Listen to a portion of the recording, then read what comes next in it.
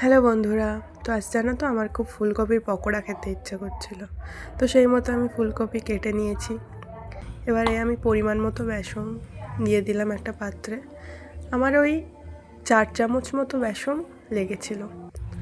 দিয়ে তাতে পরিমাণ মতো নুন, জিরে এবং স্বাদের ব্যালেন্সের জন্য আমি একটু চিনি অ্যাড করেছিলাম।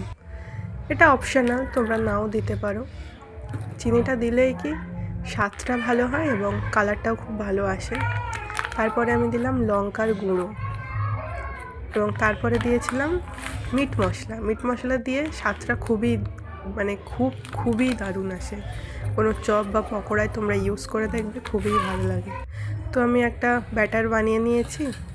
তাতে এবার ফুলকপিগুলো দিয়ে একসাথে মাখিয়ে নেবো, ম্যারিনেট করে নেব।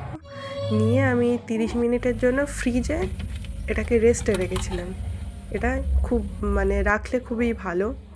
তারপর আমি একে একে সবগুলো ভেজে নিয়েছি। তোমরা দেখতেই পাচ্ছ কড়াই তেল গরম হয়ে গিয়েছে। আমি একটা প্রথমে দিয়ে দেখছিলাম, তারপর একে একে সবগুলো কড়াই দিয়ে দিয়েছি। তো এটা তারে ভাজা হতে থাক। আর ভীষণ মুচমুচে হয়েছিল কিন্তু। তো সসের সাথে আমি দিয়ে দিলাম। তো আজকের মতো এই পর্যন্ত, টাটা বাই।